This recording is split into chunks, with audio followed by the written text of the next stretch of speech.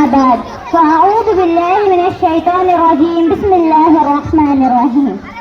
حاضرین و سامعین السلام علیکم ورحمۃ اللہ وبرکاتہ. آج مجھے جس موضوع پر لب کشائی کرنے کا موقع ملا ہے اس کا عنوان ہے سیرت النبی صلی اللہ علیہ وسلم.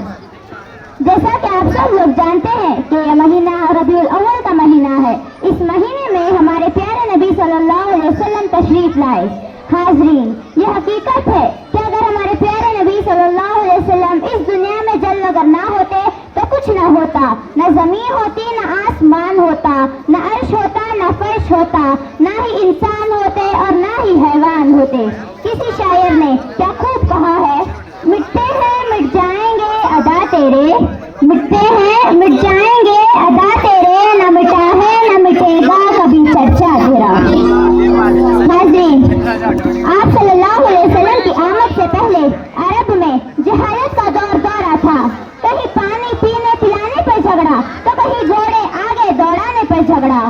یوں ہی روز ہوتی تھی تکرار ان میں، یوں ہی روز چلتی تھی تلوار ان میں. بچیوں کو زندہ دفن کر دیا جاتا تھا، شراب پانی کی طرف پی جاتی تھی. ظالموں کا ظلم حد سے بڑھ گیا تھا. تب رحمت خداوندی کو جوش آتا ہے تو انسانوں کو ظلم و ستم سے نکالنے کے لیے، ان کے دکھوں کا مداوا کرنے کے لیے رحمت دو جہاں کو رحمت للعالمین بنا کر بھیجا. حاضرین، سرمایہ حیات ہے سیرت رسول کی، سرمایہ حیات ہے سیرت رسول کی، فلاح کائنات ہے سیرت رسول کی. بنجر دلوں کو آپ نے سیراب کر دیا، بنجر دلوں کو آپ نے سیراب کر دیا، ایک چشمہ صفات ہے سیرت رسول کی.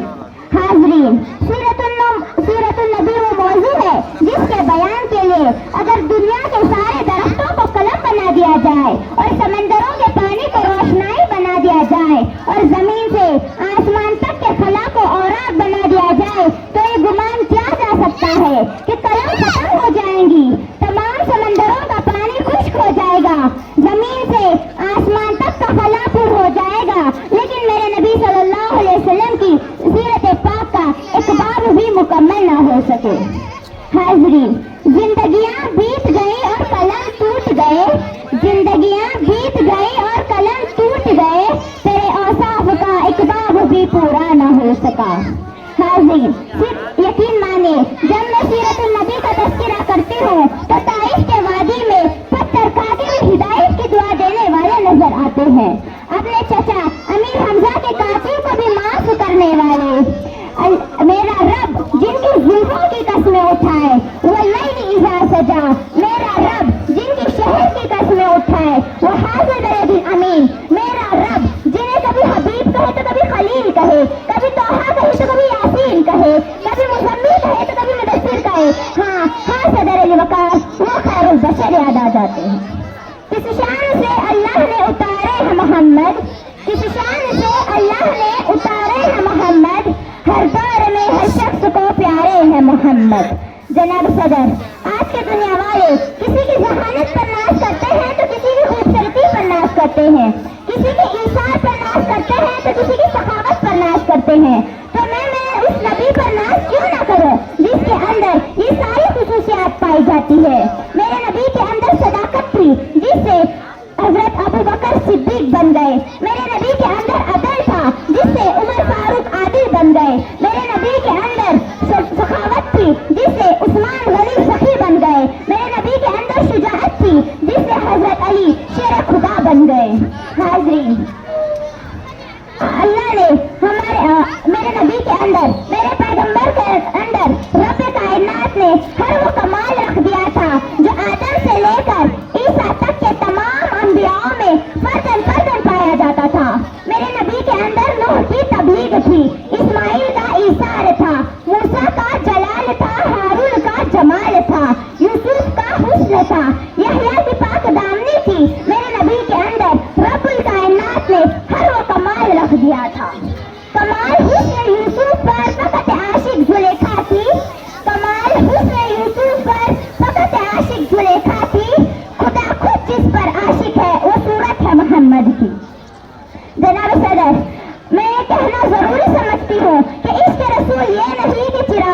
لو، جھوم جھوم کے نعرے لگا لو۔ عشق رسول یہ ہے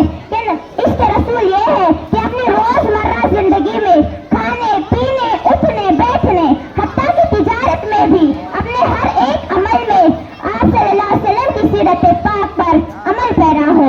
بس آخر میں اتنا ہی کہنا چاہوں گی کہ میرے نبی کے نقش قدم پر چلو، میرے نبی کے نقش قدم پر چلو میرے ساتھیوں۔ میں یہ کیوں نہ کہوں کہ نقش قدم نبی کے ہیں جنت کے راستے، نقش قدم نبی کے ہیں جنت کے راستے، اللہ سے ملاتے ہیں سنت کے راستے۔ سماعت کے لیے شکریہ۔ وآخر دعوانا الحمدللہ رب العالمین۔ جزاک اللہ۔